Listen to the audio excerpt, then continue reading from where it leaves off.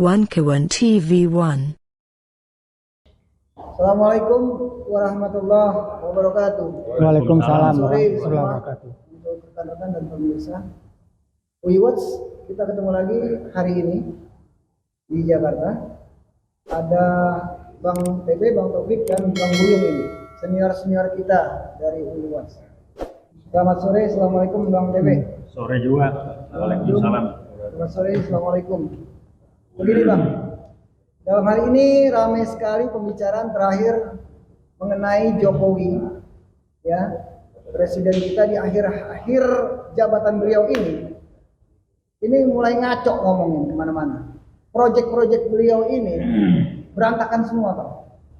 Dari mulai IKN, semua mendadak mau bikin 17 Agustus, ya, mengibarkan bendera di IKN. Ini bagaimana caranya? Berapa ribu orang yang akan datang ke sana? Lalu biayanya dari mana? Dikumpulin orang sekian ribu, memang cukup 100 orang? Kan nggak mungkin. Terus tempatnya di mana? Tidurnya di mana? Air aja belum ada. Ini gimana Bang? Menurut Bang Tebe gimana nih? Silakan Bang. Terima kasih. Assalamualaikum warahmatullahi wabarakatuh. Waalaikumsalam. Saya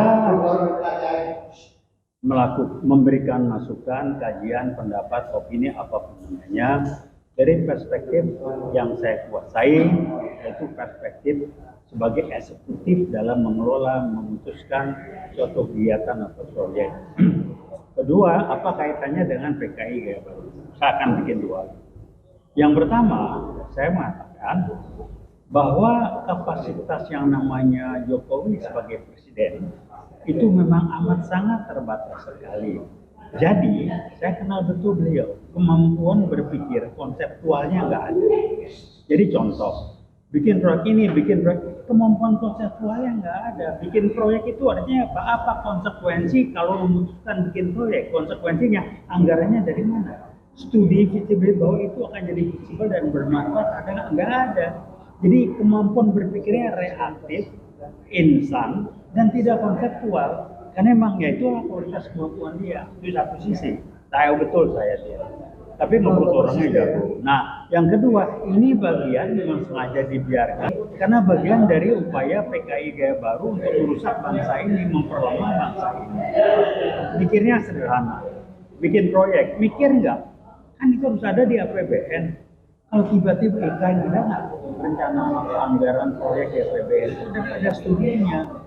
Bikin kereta api cepat, ada studinya nggak ada kan? Memang kemampuan otaknya cuma segitu. Nah ini dimanfaatkan sekaligus dengan peran dia sebagai ujung tombak oleh PKI Gaya Baru untuk merusak negeri dan bangsa ini. Itu aja kan? Nggak percaya panggil tim dia yang mendukung memutuskan PPK ngomong. Jadi Pak kemarin saya bisa ngomong, kita nanganin proyek bukan ketemu. Kita bahas aja, cobalah studi. Apa manfaatnya, apa ininya, anggarannya dari mana? Ya jelas lah. Sampai ya Nadiem Makarim yang bego juga berteriak sebagai menteri anggaran 167 T kira-kira mestinya sekian. Ya kalau diam aja, anggaran lain kemana dipakai ini, dipakai itu. Jadi orang memang mikir nggak punya konsep ya begitu. Tapi sekaligus dipakai untuk merusak. Kenapa? PKI Gaya Baru. Gitu. Jadi kalau mau nggak percaya, kita ngomong di publik, rekam, saya ngomong, buktikan. Tantang, saya nggak susah.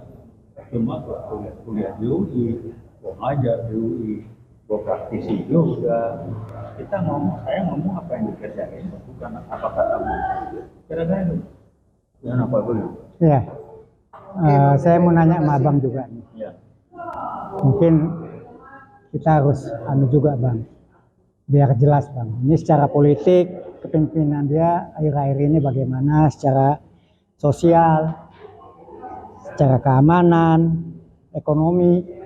Nah, kalau bisa Bang jelasin, mantap juga nih Bang. Buat saya sih jelasnya gampang banget dan jelas. Kembali berbicara, ada orang yang mulai mengatakan, ada orang yang mencoba menjelaskan ke publik dengan menjungkir balikan mindset yang nggak beres. Apa ngomong? Politik itu tidak ada yang ini. Politik itu nggak ada yang benar. Tidak ada teman abadi ini. Yang disalahin kalau seorang yang bicara politik ngaco, yang salah politiknya. Jadi siapapun kalau ngomong politik mesti ngaco. Itu orang otak kebo dan politik. Saya cuci. Politik ya politik, yang ngaco orangnya, politik disalahin. Jadi mencari pembenaran kalau dia ngaco, politik membuat dia ngaco. Satu. Kedua, kembali ngomong Jokowi, saya selalu mengatakan, tolong dipahami, saya tahu persis. Sebelum jadi gubernur, saya bantu beliau habis. Konsepnya nggak ada, berpikir strategisnya zero, minimal. Tapi individual approach-nya, personal approach-nya jago, pendekatannya hebat segala macam, dan akalnya banyak. Cuman itu, nah ini kelihatan. Akal bohongnya gitu Bang. Akal sangat bulus lah. Bulus. Bulus. Nah sekarang kelihatan, dia bikin proyek, karena ini masalah konseptual, strategis, nggak ada di benak dia. Jadi tiba-tiba mau IKN, emang dia bikin pindah ibu kota, cuma pindahin angkat meja pindah ke sono, nggak ada di otak dia. Jadi secara keamanan, Bukan keamanan, secara konseptual nggak ngerti kalau pindah itu apa konsekuensinya. Konsepnya. Iya bukan cuma ngangkat barang, pindah fisik, pindah itu, waduh itu nggak nyampe di otak dia. Kereta api cepat, ngapain bikin kereta api cepat? Jakarta Bandung pula. Emang sekarang kurang cepat, apa manfaatnya? Nggak ada di otak yang penting. Jadi apa idenya? Nawaitunya udah niatnya nggak punya niat lah. Dia mau meninggalkan Sampai jadi pembangunan gitu.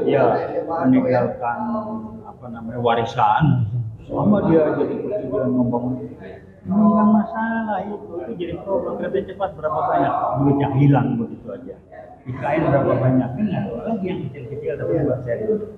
Upacara 17 Agustus di IKN itu anggaran dari mana? Karena dia pikir nggak sebelumnya mendadak reaktif kan otaknya cuma segitu. Membeli orang sekian ribu dari mana? Dari Dari otak hari. ada, ya udah lah, memang kemampuannya segitu. PKI gaya baru. Dan air belum ada loh Pak. Kenapa? Air belum ada di sana. Udah jangan cuma air, itu masih nggak benar apa tujuannya. Nah, sekarang memutuskan apakah dan Jakarta masih menjadi prosedur ke Presiden Prabowo. Ini omongan apa? Nah, ngapain bikin acara itu? Menghilangkan warisan dia udahlah otak bohong, maaf Jokowi, saya ngomong keras aja, otak Anda bodoh, jangan Anda niru, jadikan bangsa ini sebagai korban dari kebodohan Anda.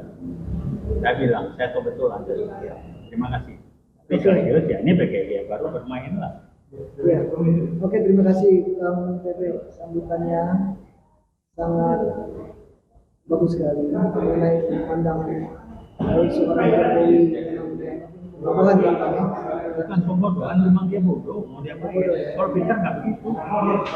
Reaktif. Terima kasih. Kita lanjut dengan ada Bang Wil di sini.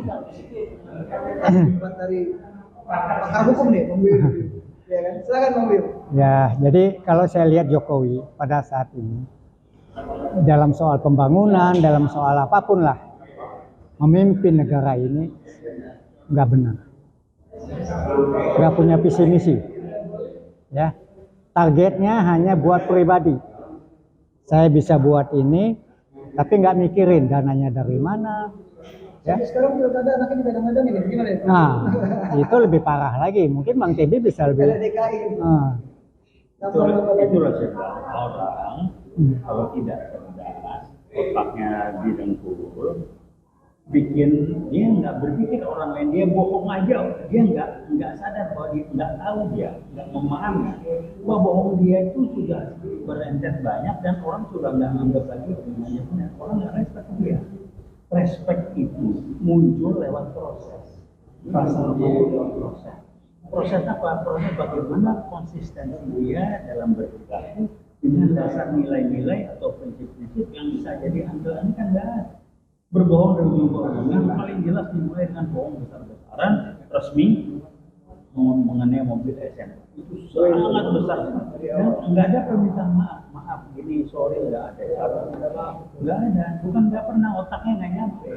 Nah yang kedua memang tujuan dari PKI dia baru merusak bangsa ini, dia bikin kacau.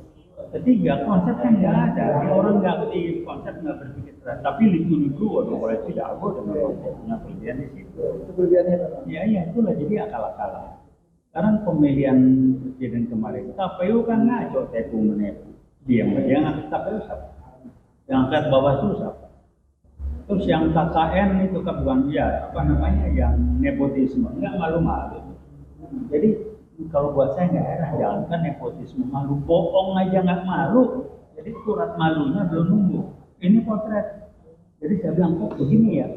Saya bilang ya nggak tahu bangsa ini lagi diazab Allah, ada percobaan barangkali kok dapat punya presiden yang kayak gitu dan bisa protes juga lagi walaupun dengan akal curang.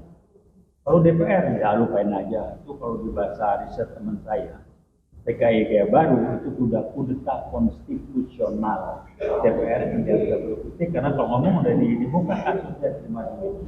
Lalu PDIP mayoritas ada di DPR itu gimana?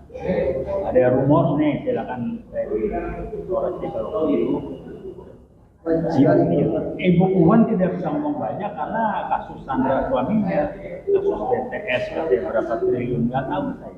Sampai 221 triliun kasus Nggak tahu saya. Tapi yang jelas Ibu Puan itu sudah terlibat, tidak bisa ngomong. Sandra lah ya. Silakan lah. Nah mayoritas DPR dari PDIP kan, nggak bisa bunyi kan, itulah disebut kudeta konstitusional dari PKI kayak tadi. Oke Bang, terima kasih Bang Taufik, Bang Buyung atas kedatangannya.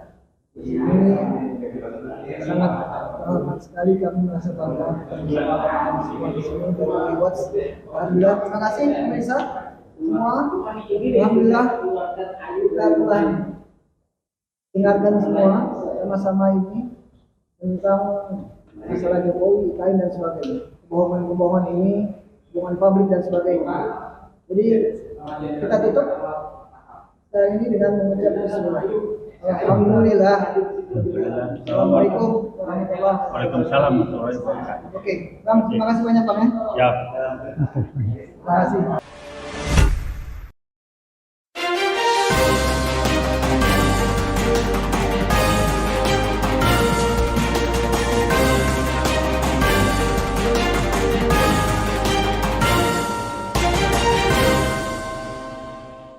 One Kawan TV 1